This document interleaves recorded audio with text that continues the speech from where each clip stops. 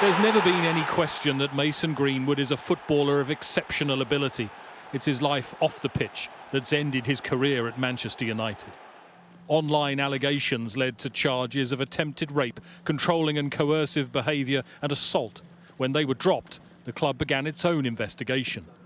Pictures this month of him training in the park led to the suspicion he'd soon be welcomed back to rejoin the big names at Old Trafford, until this announcement from the club. Based on the evidence available to us, we've concluded that the material posted online did not provide a full picture and that Mason did not commit the offences in respect of which he was originally charged. That said, as Mason publicly acknowledges today, he has made mistakes which he's taking responsibility for. All those involved, including Mason, recognise the difficulties with him recommencing his career at Manchester United. It has therefore been mutually agreed that it would be most appropriate for him to do so away from Old Trafford, and we'll now work with Mason to achieve that outcome. The player himself said, "I was brought up to know that violence or abuse in any relationship is wrong. I did not do the things I was accused of, and in February I was cleared of all charges. However, I fully accept I made mistakes."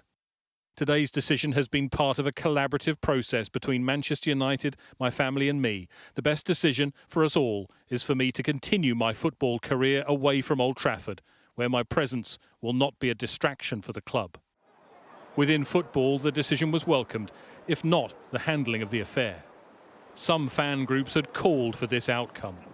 It's just one of those situations where there are very few positives, even though the decision that has happened today has been the right one. It seems to have been made for the wrong reasons. And few United fans disagreed.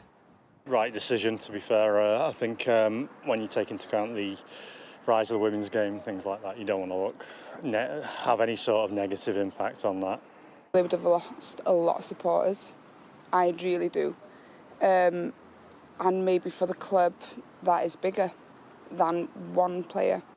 In an open letter to fans, the club's chief executive, Richard Arnold, the man who made the decision, said this wasn't the end of the matter for United. They would continue to support the alleged victim and Mason Greenwood.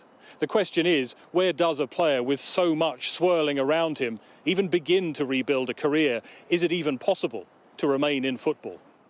He is certain to remain a figure of controversy, a player who had the world at his feet, but who's learned that some things are way bigger than football. Greg Milam, Sky News, Manchester.